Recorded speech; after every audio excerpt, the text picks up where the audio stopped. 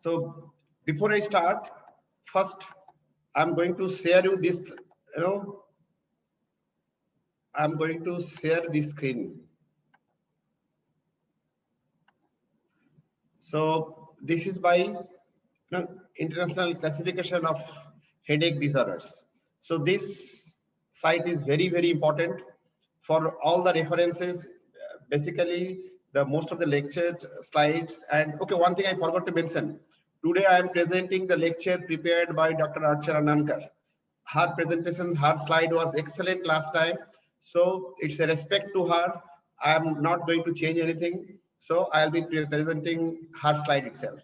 And the reference take from this website as well as our clinical method book. Our clinical method book is basically written for the pain physicians. So the pain physicians in the perspective of your interventions and other things with the background of the anesthesiology, it is written in that angle. But as a whole, that book also, most of the material has been taken from this site. So please note the site, and to learn headache, this slide is very, very important. So now let me start the presentation. So as I told you, this slide was prepared by Dr. Archana, and I have not changed anything. It is as it is toto. I like these slides very much, and I have kept it as it is. So just a minute. Okay. So headache is very, very important. And if we are thinking of pain clinic, pain physician, the headache is the second common reason for visit to a pain clinic. Commonest reason for visiting a pain clinic is your back pain. Second common reason of visiting a pain clinic is your headache. Though in a neurology clinic or general physician's clinic, headache might be the most common, but the headache we must be remembering. This is one of the very common question asked by the general people, that if somebody is having a headache, to whom he should or she should visit. Is it a general physician, primary care physician? Is it a neurologist? Is it a neurosurgeon? Is it an orthopedic surgeon? Or is it a pain physician? So the answer is, the primary care physicians can take care majority of the headache. It's not that every headache should be treated by the neurologist. Primarily, headache is the area of the neurologist. We should remember that. And as a pain physician also, we have very important role. But our role is more important in the sense that there are a lot of areas where the medication is not going to help. So there is scopes of interventions. So in that way, we pain physicians are special in managing the headache. But at the same time, you have to remember, whenever there is a red flag, whenever there is a diagnostic dilemma, then never ever hesitate to consult your neurologist friend. You must be treating those patients together. Ideally, a headache patient, though this ideal situation is not seen in the most of the time, ideally a headache patient should be treated together by a neurologist and the pain physicians, should be treated initially by the medications, and if the medication is not going to help, and in certain situation where the interventions might be a better choice than the medications. So in that way, it's a field where the neurologists are the most important, but at the same time, pain physicians also have very important role. So very important to remember that the diagnosis of headache is mostly 90% or more than 90% of the clues will be coming from the history. So history is so important in making a diagnosis. Most of the time, you are not going to get any clinical sign. Even then, even if you are examining particularly the cranial nerves, neurological examinations, the most important thing is to rule out the other pathologies. So if you are going about the International Headache Society classification of headache, at the almost every type of headache, the last line is, not better explained by the other kind of disease. That is the last line for almost all kinds. Suppose you are treating a patient with a migraine, what are the criteria? Last line it is written that not better explained by other disease. That means you have to exclude the other possibility. So clinical examinations, the important role of it is to rule out the other possibilities. But how to make a diagnosis of the migraine? How to make a diagnosis of the cluster headache? What is the pathognomonic clinical sign? Is there anything? Answer is no. All the clues comes from history itself. So you have to remember that history is very, very important for making a diagnosis of almost all kind of pain, but very important for headache. Okay. So what are the pain sensitive structures which can cause headache? Okay, one thing I forgot to mention. What is called head? What is called headache? Pain from which part is called headache? Suppose I am having a temporomandibular joint pain. I am having a trigeminal neuralgia. I am having a facial pain. I am having an infraorbital nerve, neuralgia. Is it a headache? Answer is, what is head? Anything above the foramen magnum is head. So face is also a part of head. Remember that. So facial pain is also a kind of headache. We'll be coming to this definition later on. So all kind of facial pain are also headache. Definition of head is anything above foramen magnum is your head. So pain from anything above foramen magnum can be called as headache. So what are the pain sensitive structures? It can be extracranial, it can be intracranial. The most important part is, suppose what we are always worried for. If there is a brain tumor, if a headache patient is coming to you, one thing almost obviously he'll be asking, sir, can it be a brain tumor? So the answer is, brain tumor rarely presents with headache. It can produce headache, definitely. Why? Because the structures inside the brain, they are not the pain sensitive structures. So only when it's a brain tumor stretches the the dura or other intracranial vessels, then only there will be headache. Otherwise, unless those dura and the other structures are not involved, there will be no headache. So we have to remember that the nerves, the gray matter, the white matter in the cranium, in the brain, they are not the pain sensitive structures. Apart from that, almost anything is pain sensitive structures. That means anything inside the skull, apart from the brain matter, that means meninges, blood vessels, cranial nerves, and extracranial, all the structures, almost all the structures, they can be a pain sensitive structure. They can be the cause of the headache. So the classification of headache. So if we are going into the ICHD classification, international, the classification of headache disorder. Who have done this? International Headache Society is accepted as the the most important in terms of giving the definitions, regulating classifications. All these things are done by the International Headache Society, and this classification is called ICHD classifications. So ICHD classification, there is first edition, second edition, third edition. So third edition, beta version. Beta version means somebody could change it. In that beta, somebody could put the comments on it. So based on that, the final third edition was published in 2018, and it is a very exhaustive classification. If you are going into the website just now, I have mentioned. So you'll be getting it's a very exhaustive classification. In our book also it is written there, exhaustive classification. But as a pain physician, we need not remember all those things. We just should remember the three important areas. One is primary headache, second is secondary headache, third is facial pain and neuropathies. So primary headache, secondary headache, and facial pain and neuropathies. What are the other headaches?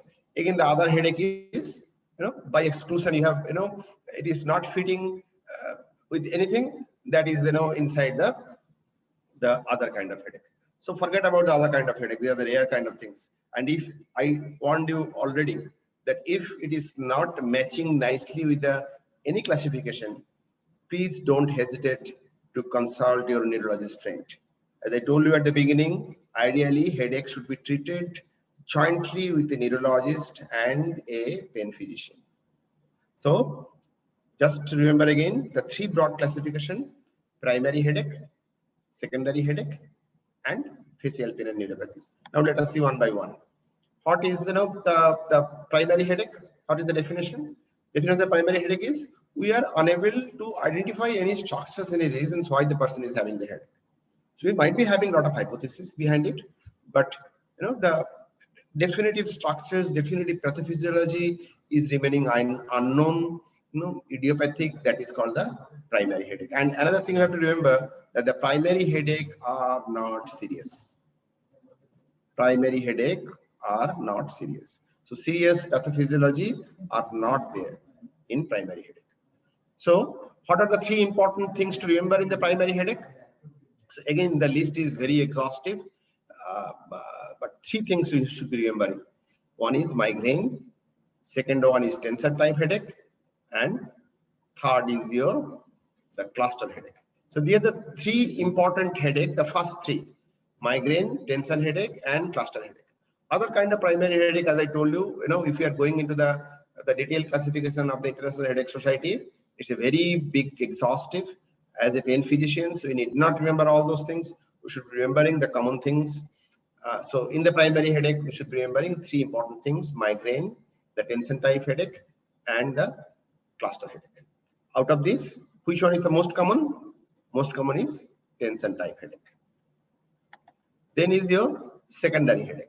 So as the name suggests, you can understand that the secondary headache means secondary to some other identifiable pathologies. So like the commonest cause of the secondary headache is your infection. Somebody is having the viral fever. What will happen? One of the very important thing is your headache. Somebody is having the typhoid fever. Headache is one of the very important complaint. So systemic infection, whether it is a viral infection, whether it is a bacterial infection, headache is one of the very important complaint, and that is the commonest secondary headache. But as a pain physician, we should be remembering one of the very important, the secondary headache, that is your cervicogenic headache. So cervicogenic headache is a type of secondary headache where the pain physicians have very important role, because intervention is one of the very important choice for the treatment, for the management of this kind of headache. So the cervicogenic headache is also a kind of secondary headache, but there are a lot of other things like the infection, the trauma, the drug substance abuses. So a lot of other things, starting from the eye, starting from the ear, starting from the sinus, starting from the tooth. So all these things can cause your headache. But remember, one thing is very myth, I should say. Somebody is having the headache, first thing they goes to the ophthalmologist, thinking that okay, probably the refractory error is the commonest cause of the headache. But it is not so. Commonest type of headache is not the refractory error.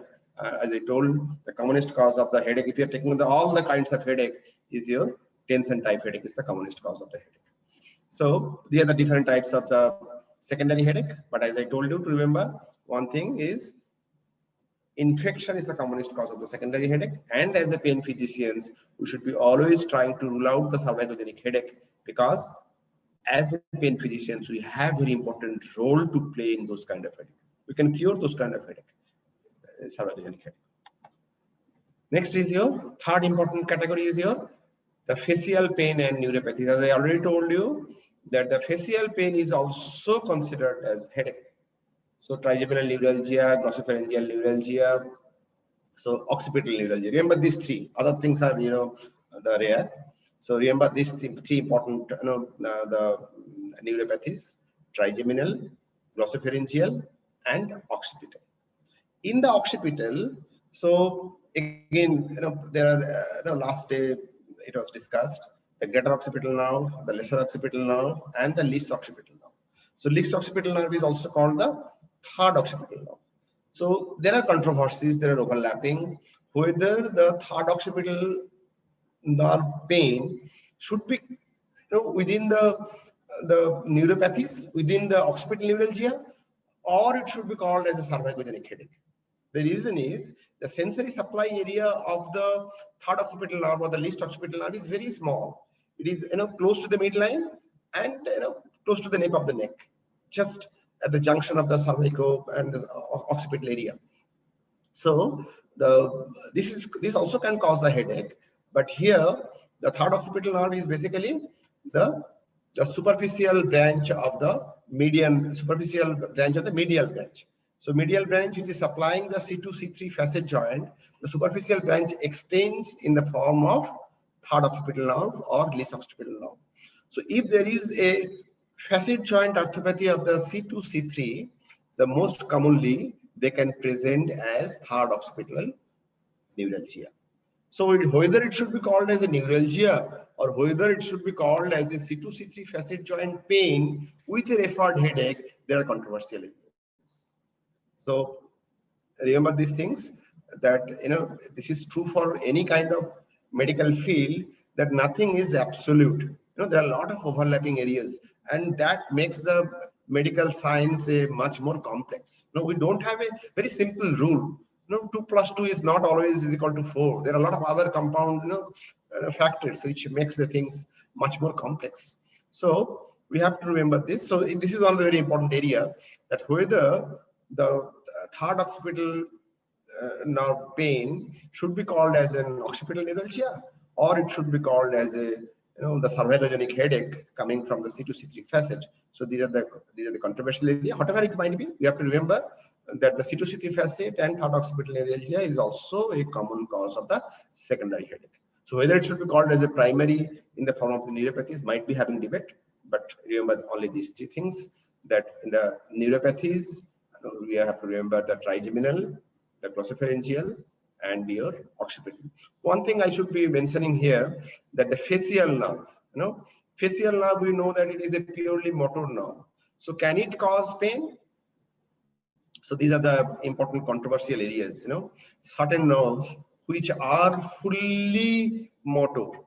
There are a lot of other examples.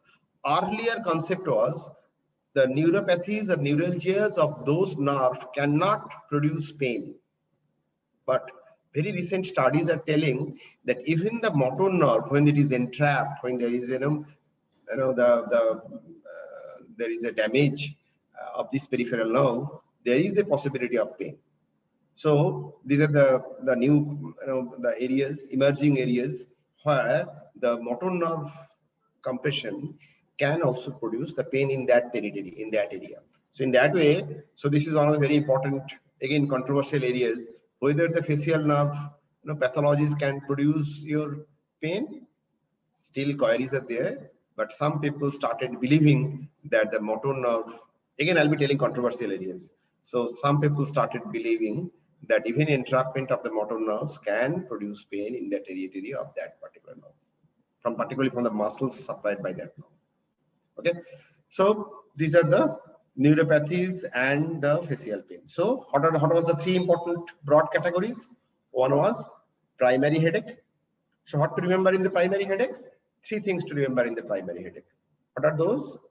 Tension type headache, migraine headache, and cluster headache. Second was the secondary headache.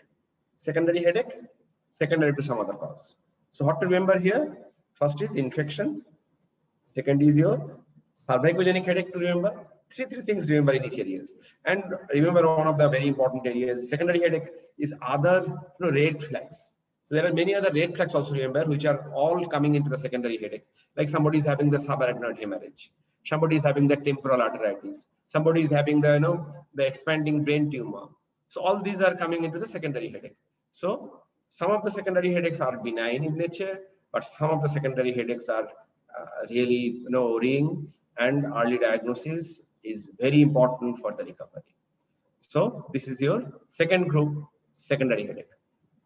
Third group is the facial pain and neuropathies. So here you have to remember 3 important things. One is trigeminal, second is glossopharyngeal, and third is occipital. In the occipital, greater occipital and lesser occipital, you may or may not include the least occipital. Okay, so these are the broad classification. As I told you, other headache, you forget it whenever you are unable to specify. But again, I told you one of the very important warning, that if you are unable to make a diagnosis not fitting, always as a pain physicians, you must not be hesitating to consult your neurologist. So the incidence, as we told, the tension headache in the primary headache group, the 69% are the tension type headache. And if you are taking about all the types, the 2 important in the One of the primary type is your 69% is your the tension type headache, and another is your systemic infection in the secondary infection. These two are on the top. But another thing to remember, that the migraine is the commonest headache which brings a patient to a doctor. Why? Because migraine causes moderate to severe pain. Though the tension type headache is the commonest cause of headache, because it produces mild headache, most of the time these patients do not visit a doctor. Over-the-counter drug or home remedies, or taking some paracetamol at home, this can, stop the headache, and they don't feel to visit a doctor. So the commonest cause of the headache is your tension type headache, but the commonest cause of the headache which brings a patient to a doctor is your migraine headache. And what is the incidence of the migraine headache in the general population, including both the common migraine and the classic migraine? So common migraine and classic migraine again. So total migraine population, if you are taking, then 80% of them are the common migraine, 20% of them are the classic migraine. Classic migraine means the migraine with the aura is called classic migraine. So as a whole, incidence of the migraine is around 12 to 15% of the general population suffers from migraine. So now very important part, not just for the headache, for any part, as we already mentioned earlier also, that as the pain physicians, remember the limitations, remember the concept was, earlier was multidisciplinary pain clinic where all of the people will be there, they'll be making a diagnosis and will be taking care of the pain. Those days are over. But whenever you are as a single discipline pain clinic, you must not be missing a red flag. So what are the red flags in the headache then? Sudden onset. Patient was fine. Now suddenly patient is having the very severe headache, particularly in the middle or the elderly. Worsening pattern of the headache. So headache is becoming worse and worse, gradually deteriorating. Severity is increasing. Headache with other systemic illness, like somebody is having the fever with the neck stiffness, or somebody is having the fever with the rash, with headache. So it should be always coming as a red flag. Then is focal neurological signs or symptoms, typically the visual or the sensory, or might be having the other sensory deficits, motor deficits. If it is a reversible, then this is a aura. But if it is an irreversible, then it is a secondary sign of a secondary headache. That means suppose somebody is having before the headache, patient is having the problem in talking. Somebody is having the paralysis, but with the onset of the headache, that paralysis is again improved, or the speech again is improved. That is your aura symptom. That is a primary headache. So you need not worry about it. But if these neurological symptoms are irreversible, that means the sensory deficits, the motor deficits, the speech defect, the visual defect, the auditory defect, if they are irreversible, then it is a dangerous, very dangerous sign. So there might be something else which is damaging the nerves. So primary headache are not going to damage any nerve. Those all are temporary. They are reversible. Then is here, if the headache is triggered by cough, exertion, sexual activities, though you have to remember, there is certain primary cough headache, primary exertion headache, primary sexual headache, all these are things are there, but still if it is there, we have to search for the other causes. That means it is not always that when the headache is triggered by this, patient will be having something serious, but we should be cautious that this can be serious also.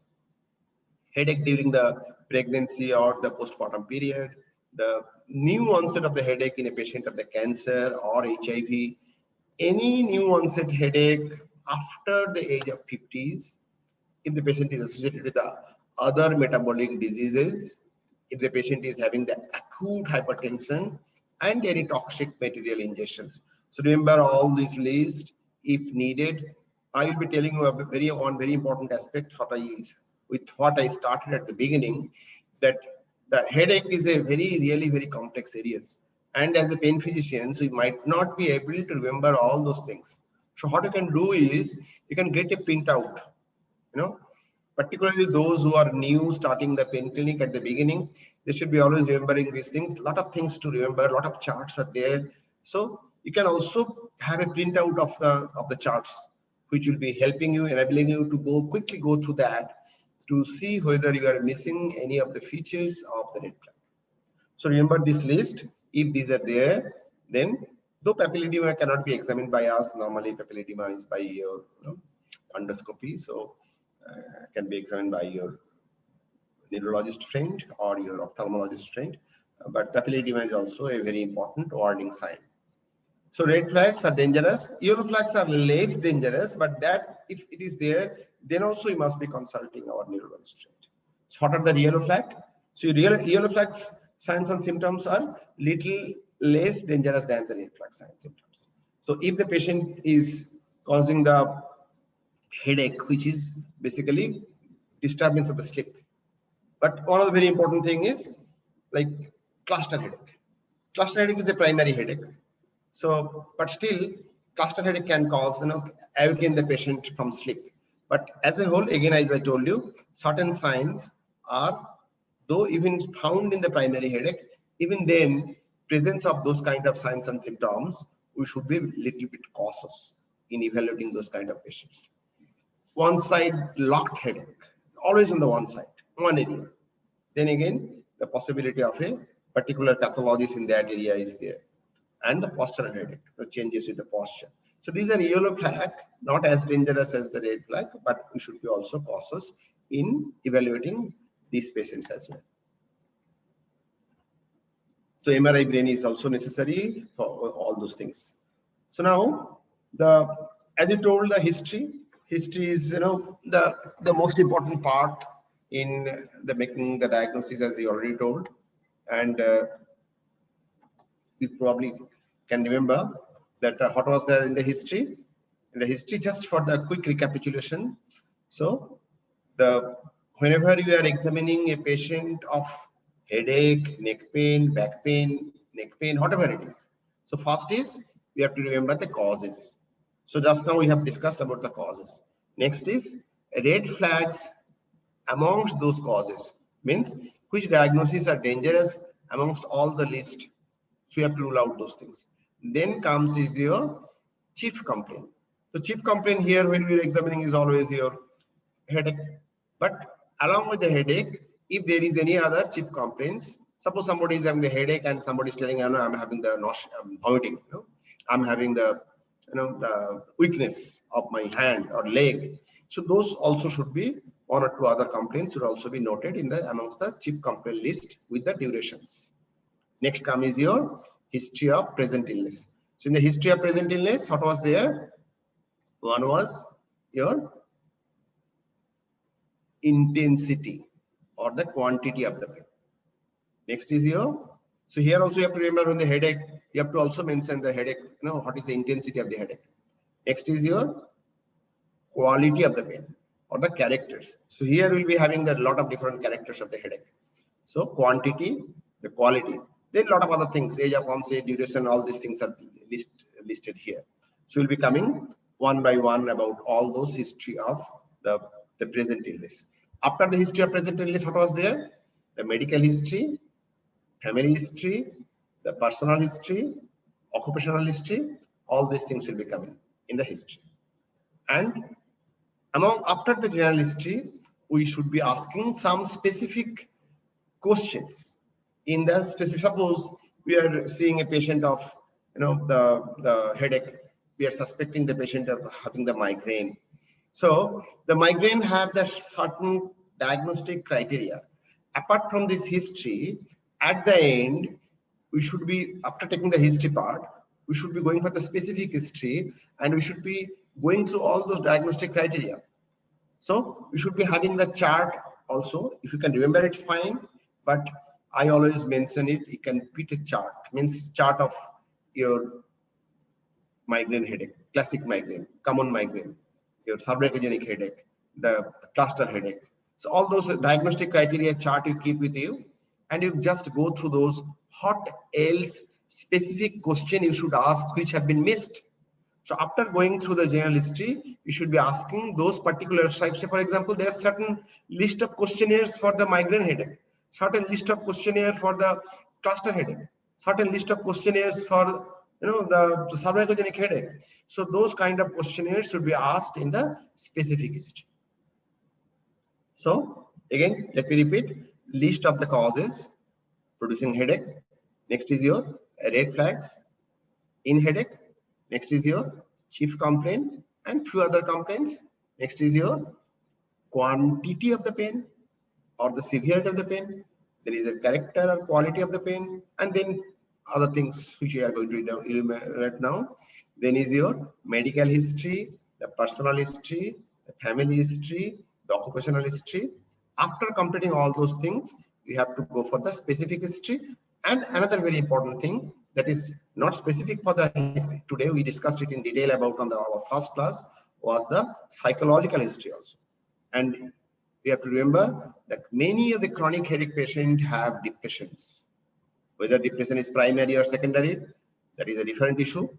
But psychological assessment is also very important. For all kind of chronic pain, it is important, but very important for the headache as well. So don't miss that also in the history. And then there will be the clinical examinations. In the clinical examinations, the 5 steps: inspection, palpation, then range of movement, full neurological examinations, and special clinical test. These are the 5 steps of the clinical examinations: inspection, palpation, range of movement, the neurological examinations starting from the higher centers and the cranial nerves, and last is your special clinical test. After that, we are having the investigations, and for the pain physicians, one very important investigation is your the diagnostic interventions. So that is your complete evaluation to make a diagnosis. Okay, so now come to the age of the onset. So you have to remember the primary headache is mostly in the younger age. Secondary headache, this is not a general, this is not a clear-cut rule, but this is very common that the primary headache means the migraine headache, the tension headache, all these things are in the younger age group, whereas secondary headache is in the later age group. Then very important, this also should be asked during the specific questionnaires, that what is the duration of the headache? Because if you are looking about the International Headache Society classification, the duration is very, very important. Say, for example, for the migraine, what should be the duration? Between 4 hours to 74 hours. So 72 hours, sorry. So that means if somebody is having, unless he is a child, if somebody is having a headache of 2 hours and it resolves spontaneously, can it be migraine? Answer is no. If somebody is having the continuous headache for 4 days, can it be migraine? No. So duration of headache is very, very important. Like in the cluster headache, it should be seconds to minutes. Same for your trigeminal neuralgia. It lasts for seconds to minutes.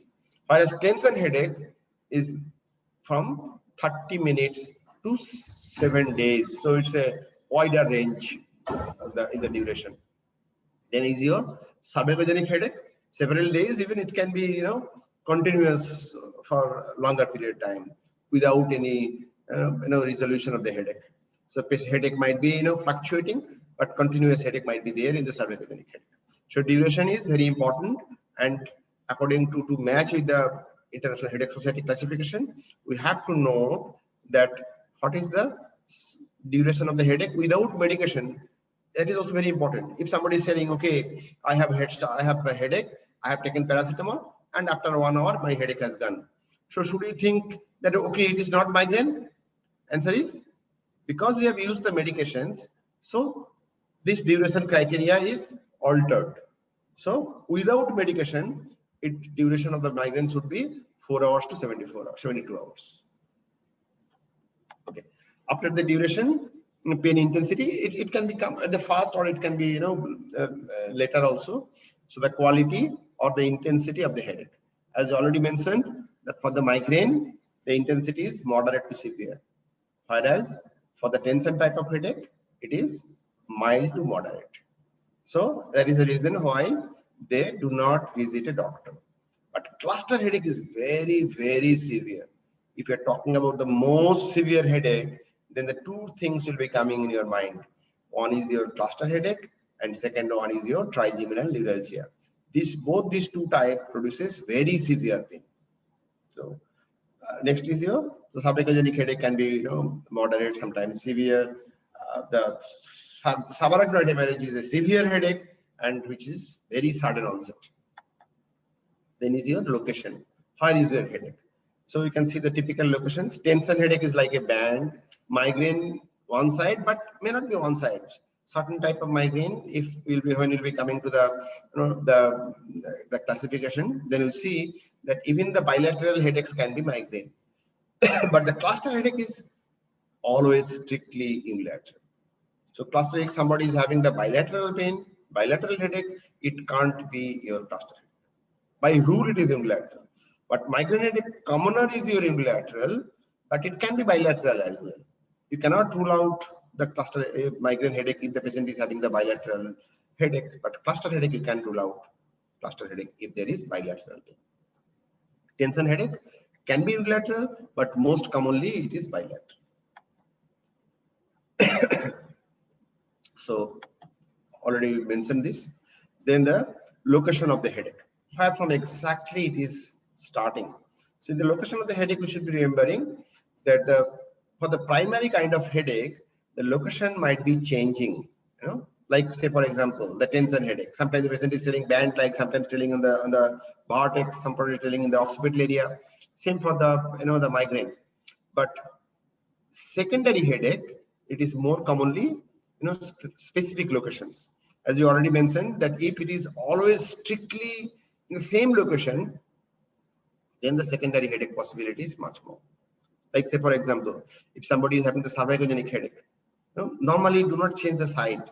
If somebody is telling, my first attack on this month was on the right side, and the next attack after the 2 days was on the left side. So this possibility of the cervicogenic headache is rare, because remember the specific site locked is more common for the secondary kind of headache rather than the primary headache.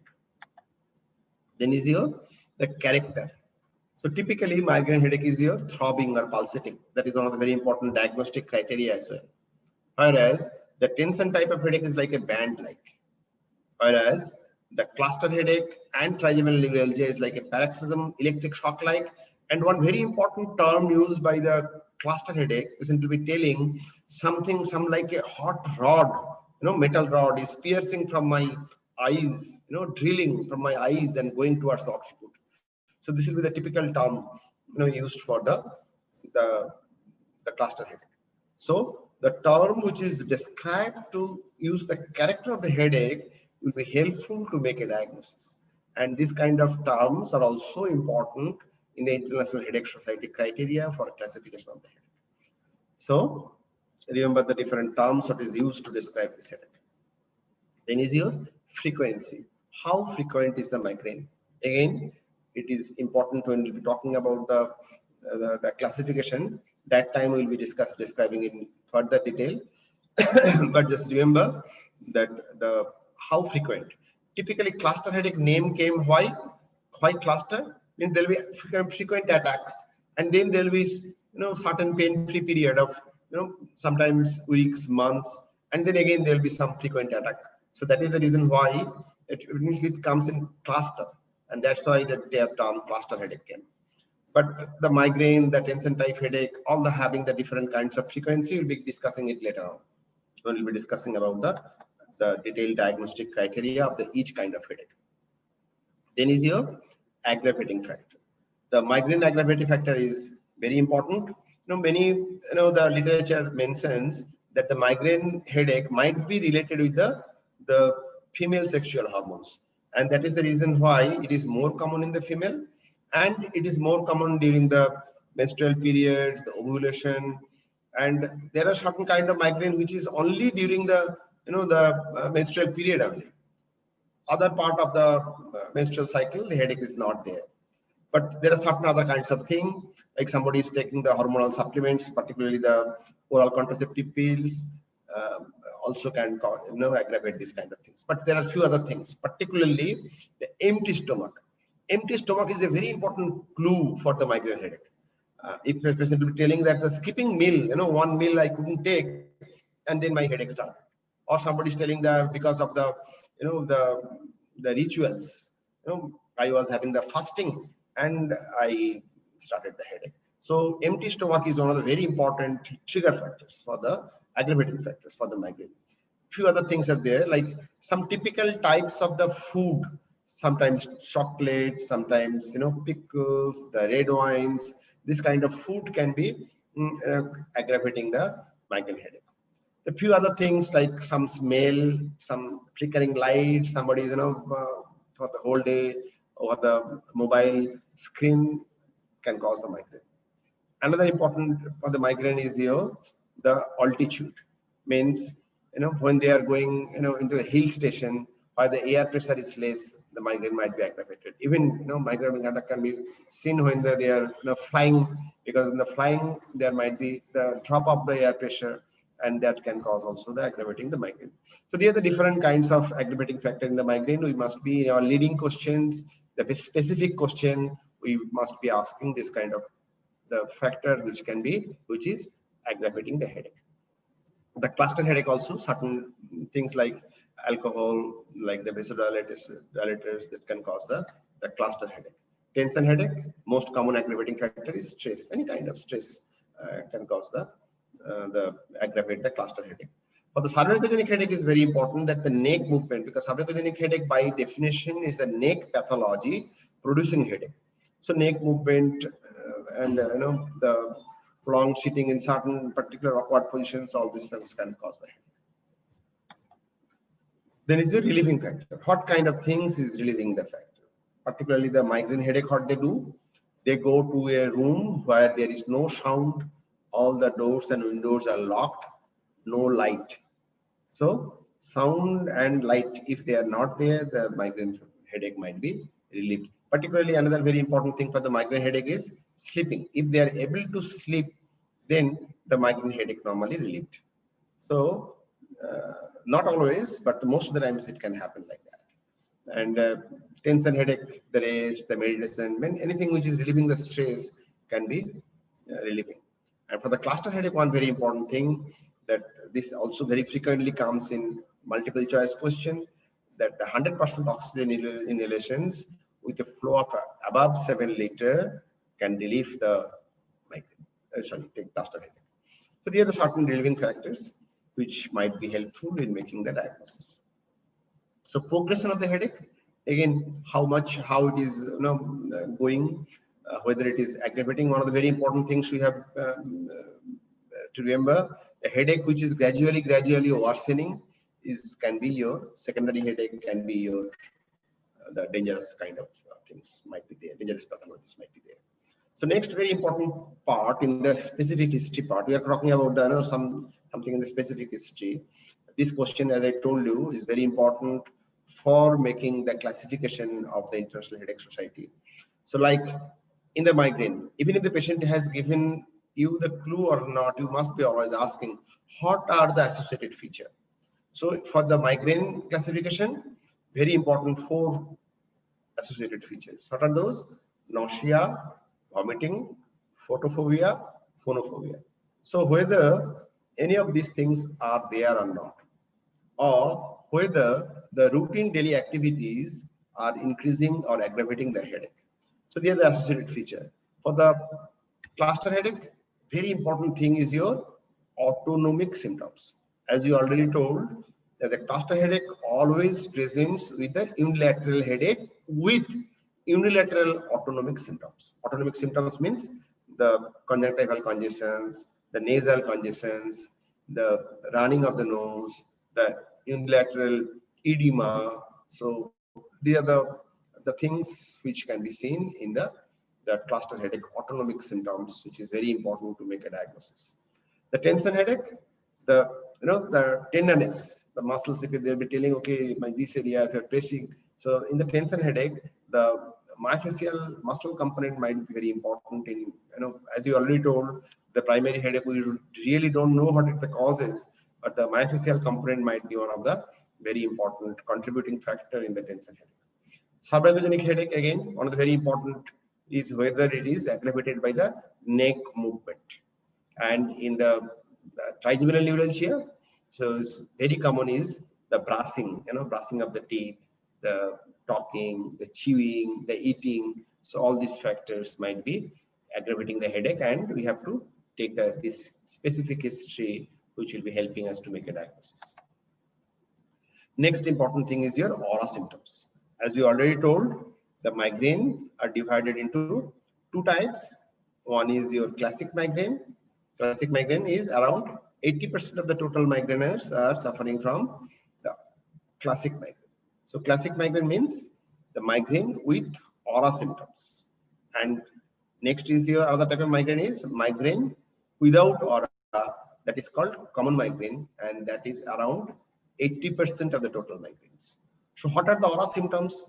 Another very important thing is we must not be confusing is a premonitory symptoms. I'm coming to the premonitory symptoms in the next slide. So first, what is aura symptoms? So aura symptoms normally starts gradually 5 minutes to 1 hour before headache. After that, there will be headache. So if suppose somebody is having the aura symptoms for longer than 1 hour, several hours, so that should not be called as aura symptoms. And another very important thing about the aura symptoms, that they are irreversible. Sorry, reversible. Aura symptoms are reversible. So whatever will be there, that will be reversed completely. If the patient is having the motor weakness, if the patient is having the sensory deficits, all these things can happen in the aura symptoms, but all these aura symptoms will be reversible. And we are coming to the detail of these aura symptoms. So what are these aura symptoms? So aura symptoms can be positive or negative. Means suppose in the visual aura symptoms, you can see some zigzag lights, flashing lights, or you may not be able to see anything, like scotomas. So what is scotoma? There is a area of the visual loss. You can't see anything surrounded by a light, the bright beam of light. So that is your scotomas. So that means that there is a both positive as well as the negative aura symptoms. So the loss, this neurodeficits is basically the negative, and it can be the positive symptoms as well. The numbness, the tingling sensation, muscular weakness, difficulty in speech. So all these long list of the aura symptoms, you just go through all those aura symptoms. These are basically the neurological symptoms. And the most important thing is they should be somewhere between the 5 minutes to 1 hour, and then it should be going into the headache, and they are reversible. Okay, so now what is the difference between this one, premonitory symptom? So premonitory symptoms is not typical of the neurological symptoms, but premonitory symptoms can be lasting longer time, not typically bounded by the 5 minutes to 60 minutes. Aura symptoms is 5 minutes to 60 minutes before headache, but whereas premonitory symptoms can be longer than that. Premonitory symptoms can be there in both the classic migraine as well as the common migraine, whereas aura symptoms are there only for the classic migraine. But premonitory symptoms means patient feels that, okay, my migraine attack is coming. So that can happen in both the classic as well as the common migraine. So what are those things? Hyperactivity, do not feel to work, becomes lazy, feel depressed. Sometimes they're craving for the food. They are repetitive yawning, fatigue, lower concentrations, altered sleep patterns. So all these things are basically the premonitory symptoms. So this can be of longer duration. Premonitory symptoms is something which tells the patients can understand that, okay, the headache attacks are coming, but there is no neurological symptoms, and the time is not strictly bounded like that of the aura symptoms. So this is your premonitory symptoms of headache, of migraine, sorry. Then whether how much the daily life activities are basically impaired. So there are certain online tests are also there, certain questionnaires are there by which we can understand how much it is affecting the daily life activities. Past history of your earlier means it will be coming into the medical history. So earlier, what kind of headache was there, if any kind of headache is there. Sometimes there is an overlapping, certain kind of headache was there, and now there is certain kind of headache. So change of the character of the headache is one of the very important red flag you have to remember. Then is the medical history. If the patient is taking any kind of drugs, like oral contraceptives, as I already told you, this kind of drugs can, aggravate the kind of headache. Vasodilators can aggravate the cluster headache. Oral contraceptives, hormone replacement therapy can aggravate the migraine headache. Then is your comorbidities for which the patient is taking other kind of drugs. So one very important thing to remember is your beta blocker must not be used in migraine. So sorry, there is a commonest drug used for the migraine, but must not be used in a patient of asthma, because beta blockers can precipitate asthma attack. So same way, if the patient is having the other kind of diseases, we have to remember that what are the other diseases, what is the interaction with the drugs, and whether one very important type of the headache we have to remember, that is your medication overused headache. So many times patient is taking drugs, so that can cause your medication overuse headache. That is a kind of secondary headache. So we have to remember that particular drug, whether the what kind of drugs is taking, how long he is taking, and whether the medicines, instead of giving relief, is increasing the headache. So that can be your helpful in making a diagnosis to understand whether it is a medication overused headache or not. Even simple analgesics, NSAIDs, opioids, all these drugs can cause the medication overuse headache. Family history, certain things can be running in the family. Even migraine are commoner. I should not be calling it genetic, but migraine is commoner in the families in females. Now comes the physical examinations. So physical examinations will be starting with the inspection. So first is general examinations. General examinations means you are examining as a whole, the whole body, starting from the anemia, cyanosis, the clubbing, jaundice, all those things, as well as the quick general examinations. And then we'll be coming to the specific examinations, starting with the inspections. Inspection and the skin are basically together. So whether the patient is having any kind of like the neurofibromatosis, sometimes some other, these are the rare kind of things, but we have to remember this thing. So the skin, then is the inspection. The inspection, this order of this is little bit, so slight little bit should be changed. So remember, the inspection and skin should be together. Skin is mostly seen by the inspection itself. So if there is any signs of the local infection, inflammations, if there is any sign of the neck rigidities, looking for the face, whether the patient is having the asymmetry or not, whether there is any swelling in the scalp. So all these things are coming in the inspection. As I already told you, that in headache, remember, the clinical examinations have limited role. The most important role of this clinical examination is to rule out the other possibilities. Palpation have some role. Palpation, already I have mentioned that in tension type of headache, we might be getting the local tenderness. Another very important thing is your palpation role is in the occipital neuralgias. So you might be getting the tenderness over the occipital nerves and tinel sign. Tinel sign means you are percussing over the nerve. The patient will be having the aggravation of the symptoms. So, or if you are palpating, pressing over that particular nerve, occipital nerve, beta or lesser occipital nerve, the patient's pain might be reproduced. Then is your temporomandibular joint and some other myofascial pain, like cervical myofascial pain. We should be searching for the trigger points. So the trigger points and tender points. Earlier there are certain confusion. Nandita and Archana has clearly clarified that the trigger point and tender point, the difference is here.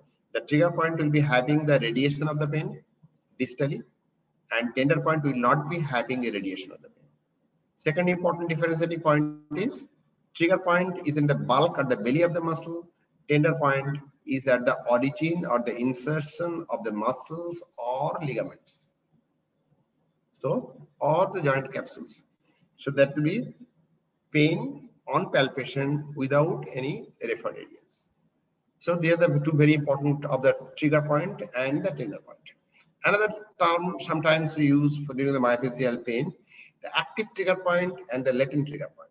So latent trigger point and tender point are basically similar. So latent trigger point and active trigger point, what is the difference? The active trigger point will be having a radiating pain, whereas the latent trigger point will not be having any radiating pain. So latent trigger point and tender points looks exactly same, and it is very difficult to differentiate between the active trigger, latent trigger point and the tender point. Only things to differentiate between the latent trigger point and the tender point is the location of the pain. If the location of the pain is your muscle bulk or belly, then it is a latent trigger point. If the location of the pain is the origin of the insertion point, then it is. But in the cervical areas, no, it is very difficult to understand whether, because there is overlapping muscles. Some muscles is the inserting as the base of the occiput. Some is overlapped going over. So exactly identifying where exactly is the origin of the insertion, whether it is in the bulk or the belly or the origin insertion point, sometimes it is difficult because layer by layer muscles are there. So one layer is ending there, another layer is overlapped. So sometimes it might be difficult to understand. So in that situation, we have to look for the other signs, like stretching that particular muscle, whether it is aggravating the pain, if there is any jump sign. So these are the other things. What is jump sign? If you are pressing the trigger point, then there will be twitching or contraction of the muscle. That is called jump sign. So these are the other things which you should be remembering. And palpation is one of the very important clinical signs in headache. So headache don't have much of the clinical signs, but palpation is one of them. Then is your range of movement, range of motion, particularly the neck. Why it is important? It is very important diagnostic criteria for the cervicogenic headache. Already have mentioned several times that the cervicogenic headache, one of the very important diagnostic criteria is whether the neck movement is aggravating the pain or not. Then is the cranial nerve examinations. So the cranial nerve examinations, just go through all those things. We'll be giving you the presentation slides as well. So the quick examinations of all the cranial nerves must be done. And then is not just cranial nerves. Cranial nerves is important for the headache, but you have to remember the whole of the neurological examinations, starting from the higher functions, cranial nerves, and the other things. Many times headache is associated with the weakness of the hand, weakness of the leg. So we cannot skip the neurological examination, the whole of the body. All the reflexes, all the sensory and the motor tests should be done. But cranial nerve is the most important when you are examining the patient of the headache. Then the special test. In the headache, special tests are very limited. Only thing is, they are the two for the cervicogenic headache, because they are the two which is very positive in the disc pathologies or in the facet pathologies. Somebody is in the last day seeing that the Sparling test and the Jackson compression test, which is more specific for the root radicular pain and which is more specific for the facet joint pain. Remember, the Sparling test is more specific for the root, and the Jackson compression test is more specific for the facet. But both is positive in either of the cases. That means Sparling's test can be also positive in facet, and the Jackson compression test can also be positive for the root. So difference from the picture itself, you can understand that Jackson compression test, you are just passively moving it towards the affected side. And if there is radicular pain, the pain might be aggravated, but also can be facet. This is one very important things to remember, difference between the lumbar facet and the cervical facet. So cervical facet, how the cervical facet is loaded maximum, it is by lateral bending and rotation. Extension is the least important for loading the cervical facet. To load the cervical facet, the most important two movements are, one is lateral bending and then is your rotation. Okay, extension is not that important for cervical. For the lumbar, the most important is your extension. So extension is most important for the lumbar, and then associated with the lateral bending and the rotation. But for the cervical, the least important is your extension. Understand the difference between the cervical facet loading and the lumbar facet loading? Because facet loading is one of the very important to understand the facet pain. To provoke the facet pain, we need to load the joint. And how to load? Again, three movements: extension, rotation, and the lateral bending. But for the cervical area, extension is least important. So rotation and lateral bending are important for the cervical, but for the lumbar, all three important, but extension is most important for the lumbar. Remember these things. So there are the few special tests particularly important to diagnose. One of the special tests already I mentioned is Tinel signs. Tinel sign is for the neuropathies. If you are feeling the cervical occipital neuralgias, you can just tap over the greater or lesser occipital nerve and try to understand whether the pain is aggravated. So these are the special tests. Now the investigations. So not always we have to go for the MRI, but if we are having the red flag or the yellow flag, we have to. And MRI angiography is one particularly for the glossopharyngeal neuralgia, and more important for the trigeminal neuralgias where the vascular loop might be impinging. So you have to rule out for those things. So now important thing is your diagnostic criteria of each type of headache. As I told you, as a pain physicians, we need not be a master of identifying all the kind of headache, but few kinds of headache we must be knowing. Again, let us repeat. In the primary headache, you have to know your migraine headache. Migraine headache again is two type, classic and the common. Then is your cluster headache and tension type headache. That means these four kind of primary headache, you must be very nicely knowing the diagnostic criteria. And amongst the other kind of headache, you have to understand the secondary headache and your subarachnoid headache. Subarachnoid headache is a kind of secondary headache, but as a whole secondary headache, what are the criteria? And as a whole, what are the criteria for the subarachnoid headache? So now let us see one by one. Okay, one thing, another thing I forgot to mention about your trigeminal neuralgia. Trigeminal neuralgia diagnostic criteria are also very important. So first is your migraine without aura. So migraine without aura means common migraine. So we should be starting with how many attacks. So at least 5 attacks, fulfilling the criteria of B to D. So duration of the attack. So number of attack is your 5, means 5 per year. Then is your headache attack lasting for how many without medication is very important, 4 to 72 hours. Outside that, only exception is your migraine in children where it can be less than 4 hours. Then important thing is your what are the characteristics. So out of these characteristics, 4 characteristics, 2 might be positive, must be positive. So in lateral location, that means bilateral headache also can be migraine if the other criteria are matching. Pulsating headache or throbbing headache, but again, if the other criteria are matching, even the non-pulsating headache can be migraine. But unilateral and pulsating are the typical character of the migraine headache. Moderate to severe intensity, that is very important. And the daily routine physical activity aggravates the headache, or the headache is so severe the patient cannot do the, this is coming in the third criteria, moderate to severe. How to know moderate to severe? That it is moderate to severe such that the patient is unable to do the easier routine activities. And if they're doing the routine activities, headache will be aggravated.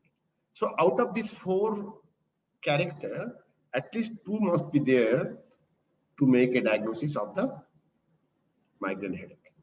Then D is your photophobia, phonophobia, nausea or vomiting. Out of these 4, at least 1 must be there.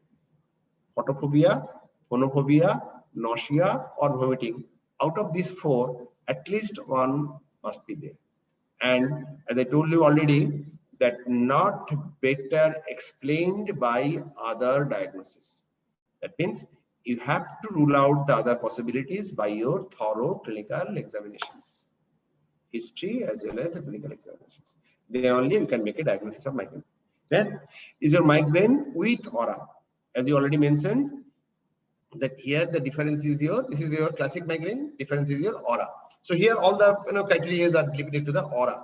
So most here the number of attack is your 2 attacks. Common migraine number of attack is your 5 attacks. That means if everything is matching here, suppose everything is matching, but the number of attack is only 2 or 3 in a year, then that is not a common migraine by definition. Then here 2 attacks.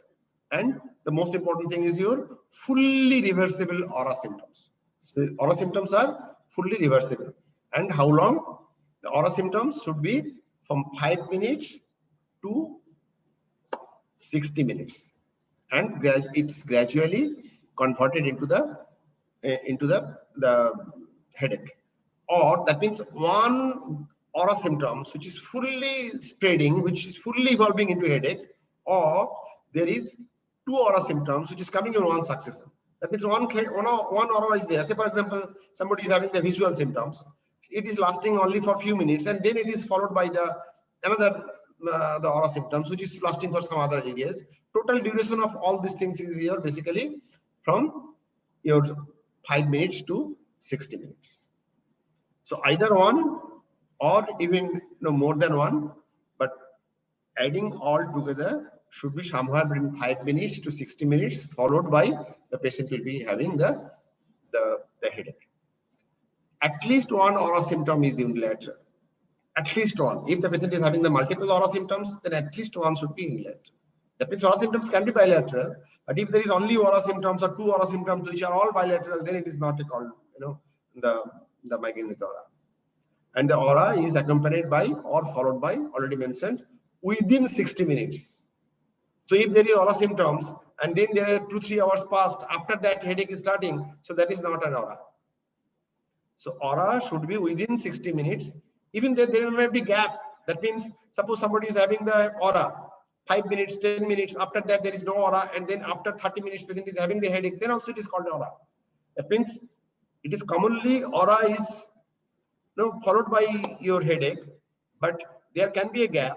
That gap must not be more than 60 minutes. And again, last one is the same. It is not explained by other kind of definition, other kind of headache. Next is very important, very, very important. I'll be telling the most important because this is the commonest kind of headache is your tension type headache. So again, the tension type of headache can be grossly divided into 4 types. But here we have, there is another 4th type which is indifferentiated type, maybe possibly tension type headache. But you remember there's 3 most important types. One is your infrequent, second is your frequent, third one is your chronic. So what is the difference between these 3? Just remember very simple rule. Just one is 1 per day or less than 1 per day. That is your infrequent.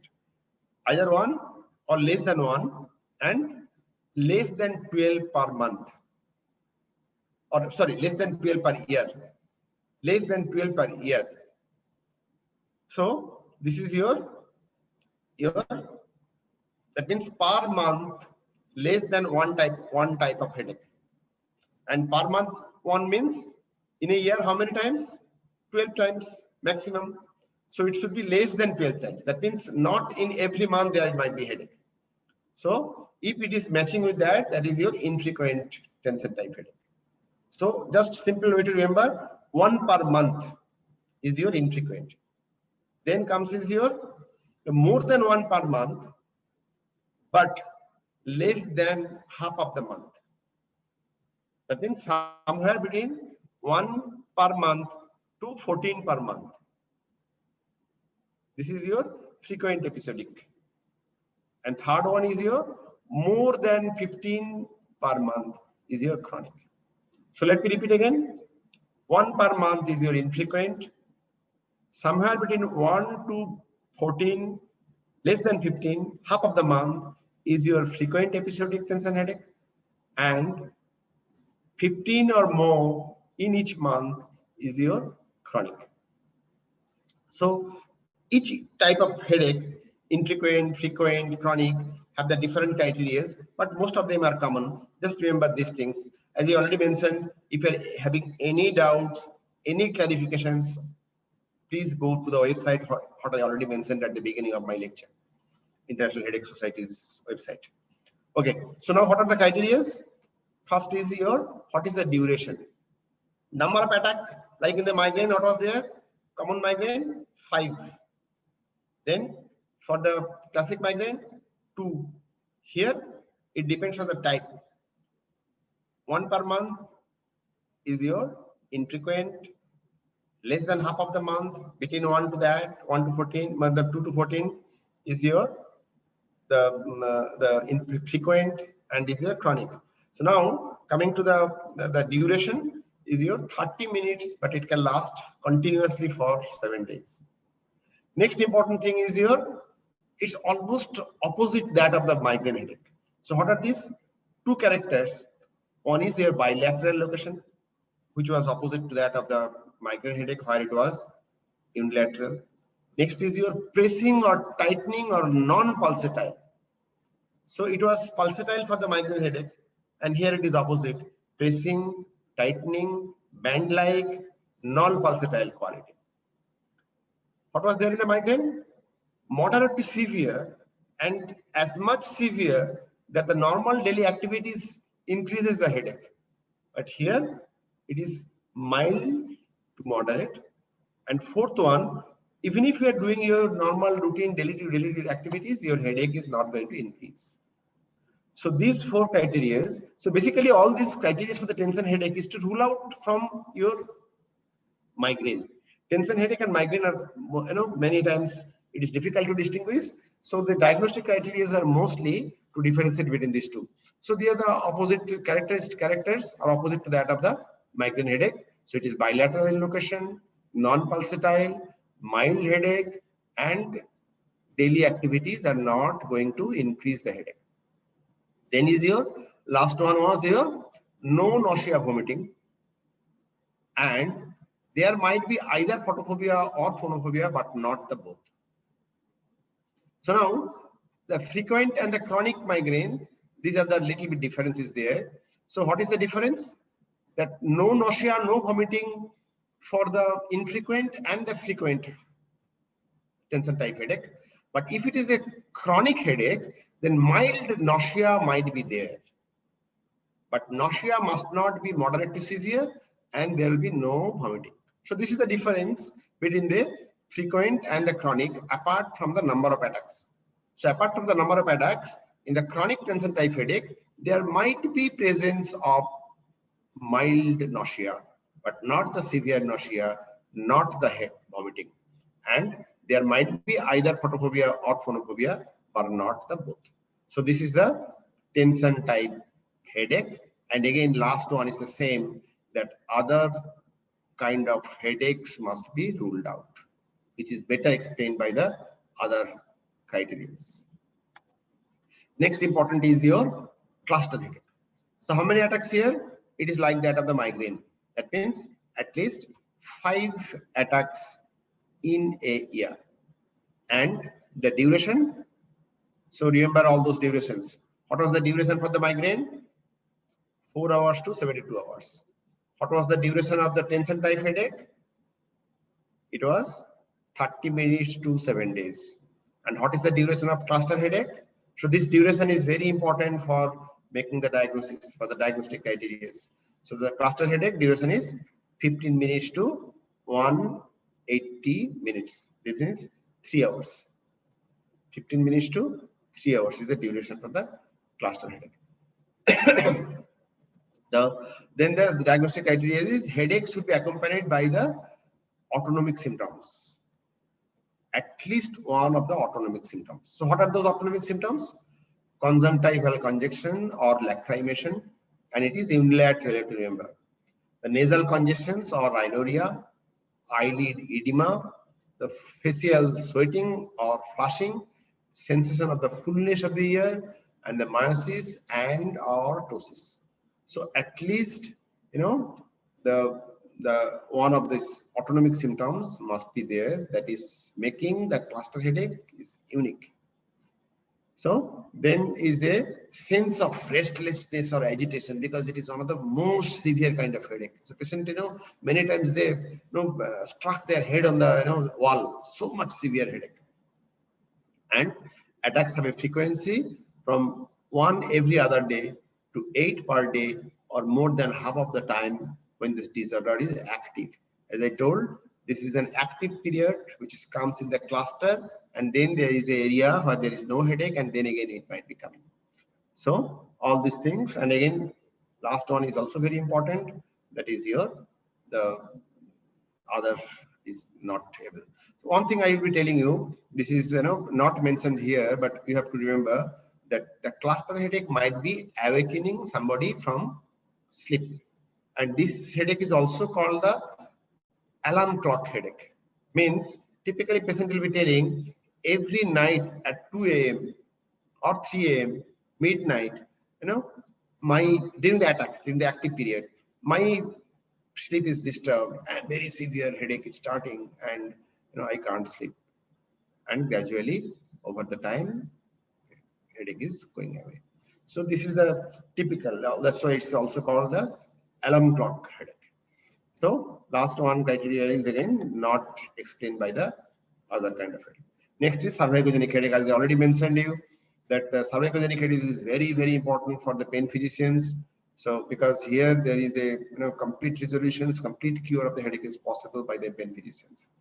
So any headache fulfilling the criteria C, there are 4 criteria: clinical, laboratory, and or imaging evidence of the disorders or lesion within the cervical spine or the soft tissue. Soft tissue means muscles. Muscles is very common. Of the neck, known to be or generally accepted as a valid cause of headache. So if the neck pathology, very simple way to remember, neck pathology causing headache is your.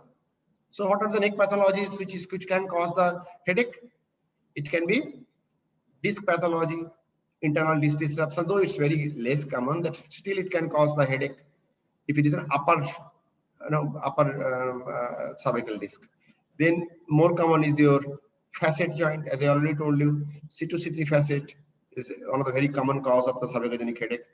Then all other the muscles, the cervical neck muscles, commonest being the trapezius muscles, they can cause the cervicogenic headache.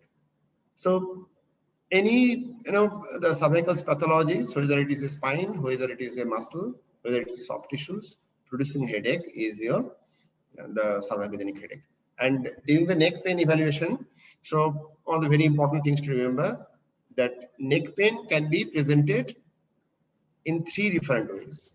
One is your either neck pain completely, second is neck pain with a referred hand pain, and neck pain with referred head pain, means with headache. So in the back, we discussed about the 2 important categories.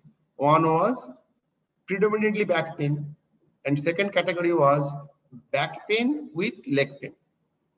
So here we are having the hands, but we are having an additional thing, that is your head. So cervical pathologies can be referred into the hand, can be referred into the head, or sometimes into the mid back as well. One thing you have to always remember that there are a lot of overlapping. Last day some questions was coming that whether looking about the referred area can you make a diagnosis? Answer is absolutely not. That is can give you some ideas. The very simple things to remember, so that the upper cervical pathologies can present with your headache, and the lower cervical pathologies can present with the hand pain or in the mid back or the lower back pain. So this is as a whole the rule.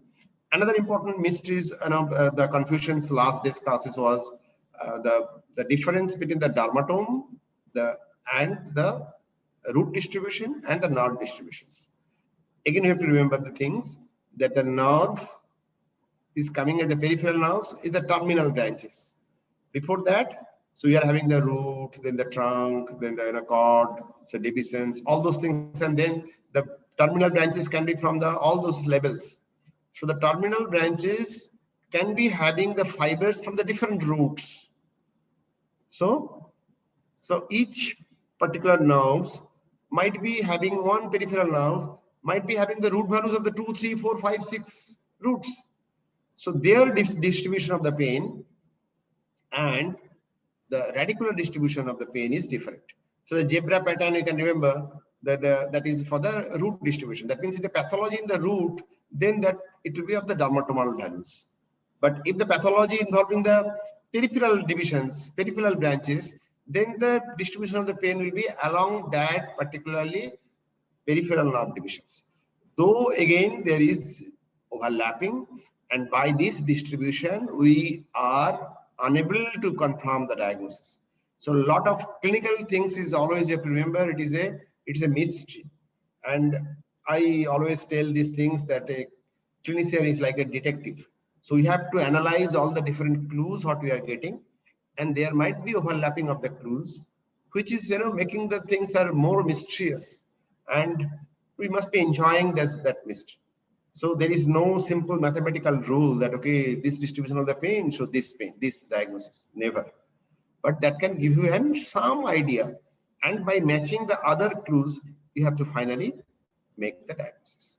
Okay, so now coming back to the subarachnoidogenic headache. So evidence of causes demonstrated by at least 2 of these following things. So what are the 4 criteria for which the 2 should be positive? One is headache has developed at the same time or the onset of the cervical disorders.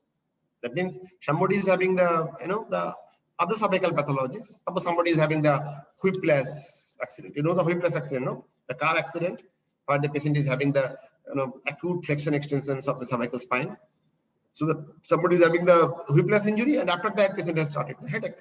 So this kind of the onset of the headache and onset of the cervical pathologies are coinciding. Next is the headache is improved or resolved with the improvement of the cervical pathology. The cervical pathology was there. Suppose somebody is having the the myofascial pain, trapezius. So you are giving the trigger point injections or giving the muscle relaxant. The neck pain is resolved. At the same time, the headache is also resolved. That means the resolution of the cervical pathologies and the headache is matching. Next is your cervical maneuvers. Range of movement, certain clinical test already you have mentioned. So those things are aggravating the pain, and range of movement is reduced. And fourth one is very, very important, that a diagnostic block. Say, for example, you are thinking of the facet joint. So diagnostic facet joint block or medial bench block. You are thinking of the myofascial pain. Diagnostic trigger point injection is relieving the pain. That is one of the very important criteria. So at least 2 of these should be there to make a diagnosis of the cervicogenic headache. And last one again, like other kind of headache, is not diagnosed by the, we have to rule out the other possibilities. So look at these and look at this earlier slide is almost similar, because cervicogenic headache is also a kind of secondary headache. So here also the diagnostic criteria are almost similar. Like headache developed the temporal relation at the same time with the, suppose somebody is having the fever and then headache starts. As it already told, the secondary headache, the commonest cause is the systemic infections. Then it is worsening with the causative. The disease is worsening, and the patient's headache is also worsening. And vice versa, means the disease is cured, resolved, and the headache is cured. The headache is so look at the other 3. Headache has characteristics that typical of the causative disorders, and other evidences exists of the causations. Just remember that the cervicogenic headache and this secondary headache, the definitions are almost similar. And last one is the International Headache Society classification is not able to diagnose the other kind of headache. But as I told you, remember, to diagnose the secondary headache, the red flags, remembering the red flags are very important. So remember the whole list of the red flags, and keep a printout of that in your in the drawer, and just go through those red flags, and the red flags must not be missed. Trigeminal neuralgia is again, which class group it is? The neuropathies and the facial pain. It is coming in that 3rd group, trigeminal neuralgia. So trigeminal neuralgia is also a kind of headache disorder. So character is sharp, shooting, electric shock-like, lancinating, stabbing. So they are the terms that is used to describe the trigeminal neuralgia. So how intense it is? It is very, very severe. As I told you, the most severe headache is your cluster headache and trigeminal neuralgia headache. They are also called the suicidal headache. The duration, normally the initial part of the trigeminal neuralgia, when it is called the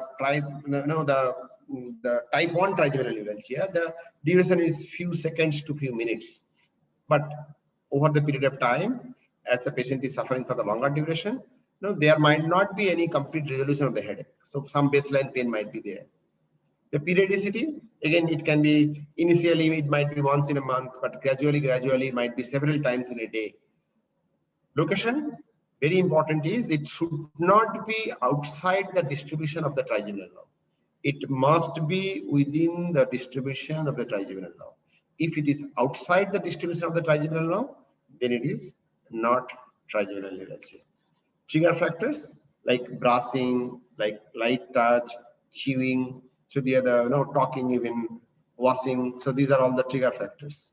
And the sleep, anti-epileptics, the other things which are giving the relief. Diagnostic block, as you already told, this is very, very important to make a diagnosis. Whenever you are confusion, particularly in the subechogenic headache, diagnostic block is a very important value. So it can be occipital nerve block in occipital neuralgia, either greater or the lesser occipital nerve block. Trigeminal ganglion block sometimes is useful to make a diagnosis. Sphenopalatine ganglion block in making a diagnosis of the cluster headache. Sometimes it is also clear sphenopalatine ganglion block is also done in the migraine headache, but it is more specific and the evidence based for the cluster headache than the migraine. But sometimes in a very desperate situations or the migraine attacks is we are unable to take care by all the different kinds of medications, the sphenopalatine ganglion block might be helpful. C2C3 medial branch, particularly C2C3 medial branch is continuing as a the third occipital nerve or least occipital nerve. So blocking that nerve also having a diagnostic value. Cervical epidural also important, particularly in the disc related, the headache and trigger point injection. So these are the list of the diagnostic interventions which might be helpful in making the diagnosis. Okay, so just let me go quickly about the, as I told you, regarding the cervical, the neck examinations. I'll be just quickly going into the algorithm of that, and then I'll be coming back to the question answer session.